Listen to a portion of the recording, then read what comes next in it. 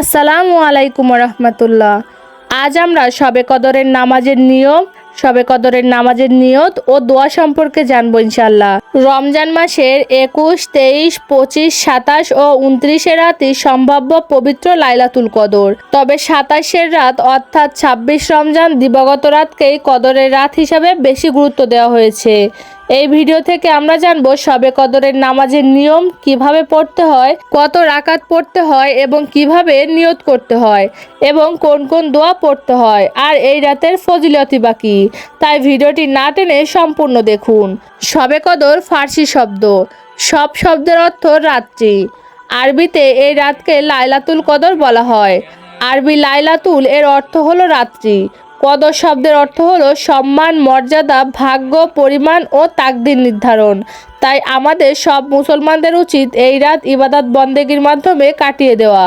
শবে কদর বা লাইলাতুল কদর অত্যন্ত গুরুত্বপূর্ণ রাত। পবিত্র কোরআন ও একাধিক হাদিসের ভাবার্থ থেকে প্রতীয়মান হয় যে এই রাত হাজার মাসের চেয়ে উত্তম।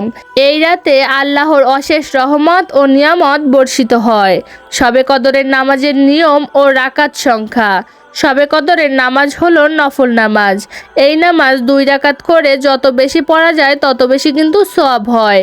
নামাজের প্রতি রাকাতে সূরা ফাতিহা পড়ার পর যে কোনো সূরা আপনি যা পারেন তার মধ্য থেকে প্রতি রাকাতে একটি করে সূরা মিলিয়ে নিন। তবে সূরা ফাতিহা পড়ার পর সূরা ইখলাস, সূরা কদর, আয়াতুল কুরসি বা সূরা তাকাসুর এসব সূরা মিলিয়ে পড়া সবথেকে সওয়াবের কাজ। এইভাবে কমপক্ষে 8 অথবা 12 রাকাত নামাজ আদায় করা উত্তম। আপনি চাইলে এর থেকে বেশিও রাকাত আদায় করতে পারেন।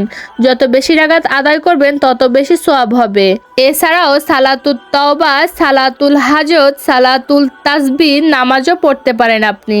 পাশাপাশি রাতের শেষ ভাগে তাহাজ্জুদ নামাজ অবশ্যই পড়ার চেষ্টা করবেন। শবে কদরের নামাজের নিয়ত। হে আল্লাহ, আমি তোমার কেবলামুখী হইয়া তোমাকে রাজি খুশি করার উদ্দেশ্যে আমি শবে কদরের 2 রাকাত নফল নামাজ আদায় করিতেছি। আল্লাহু আকবার।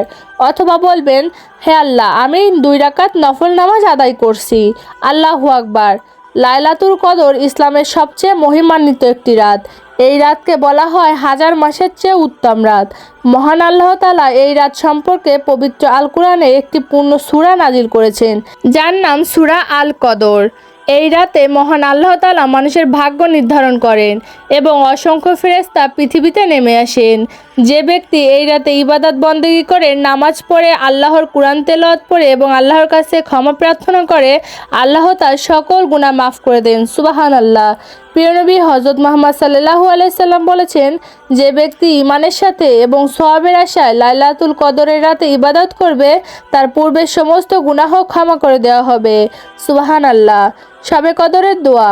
হযরত আয়েশা রাদিয়াল্লাহু আনহা বর্ণনা করেন, একবার আমি রাসূলুল্লাহ সাল্লাল্লাহু আলাইহি সাল্লামকে জিজ্ঞেস করেছিলাম, হে আল্লাহর রাসূল সাল্লাল্লাহু আলাইহি সাল্লাম, আপনি আমাকে বলে দিন, আমি যদি লাইলাতুল কদর রাত কবে হবে জানতে পারি তাহলে আমি কোন দোয়া পড়ব?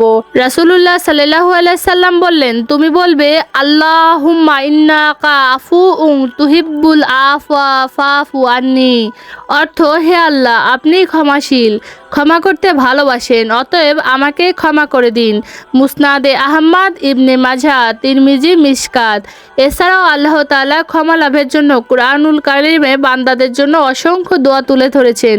তার মধ্যে একটি হলো রাব্বিগফির ওয়ারহাম ওয়া আনতা খায়রুর রাহিমিন।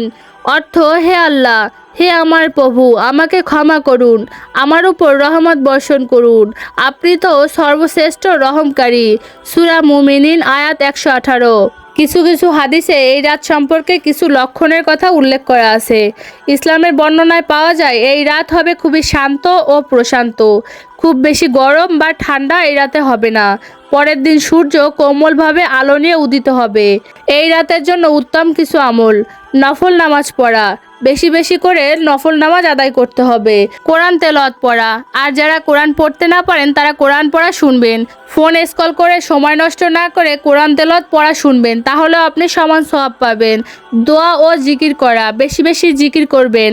সুবাহান আল্লাহ, আলহামদুলিল্লাহ, আল্লাহু আকবার, এই জিকিরগুলো বেশি বেশি করবেন।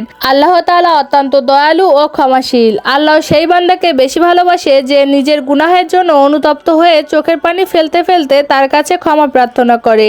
তাই এই রাতে বেশি বেশি ইস্তেগফার করবেন, আস্তাগফিরুল্লাহ পড়বেন এবং দান সদকা করবেন।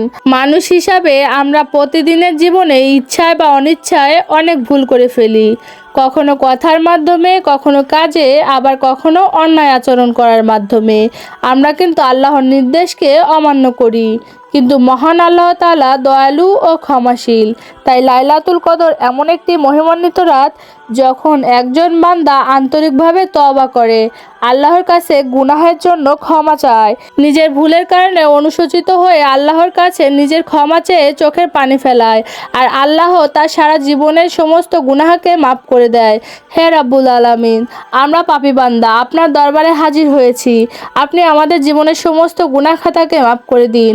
আল্লাহ, যারা এই ভিডিওটা দেখছে সকলের দোয়া আপনি কবুল করে নিন। হে রাব্বুল আলামিন, বিগত জীবনে যেন আর কখনো ভুল ত্রুটি না করি, যেন শয়তানের কোনো ধোকায় না পড়ি, আমাদের সেই তৌফিক দান করুন। হে রাব্বুল আলামিন, 5 ওয়াক্ত নামাজ পড়ার তৌফিক আপনি দান করুন। হে রাব্বুল আলামিন, আমাদের মা বোনদের পর্দার সাথে চলার তৌফিক দান করুন, আমাদের জিহ্বা এবং লজ্জাস্থান হেফাজতের তৌফিক দান করুন। হে আল্লাহ, আপনি আমাদের জীবনের সমস্ত গুনাহ খাতাকে মাফ করে দিন। আমাদের বাবা মা যারা বেঁচে আছে তাদের সুস্থ রাখুন, এবং ইতিপূর্বে যাদের বাবা মা মারা গিয়েছে, হে রাব্বুল আলামিন, আপনি তাদের সকলকে জান্নাতুল ফেরদাউস নাসিব করুন। আমিন। আসসালামু আলাইকুম ওয়া রাহমাতুল্লাহি ওয়া বারাকাতুহু।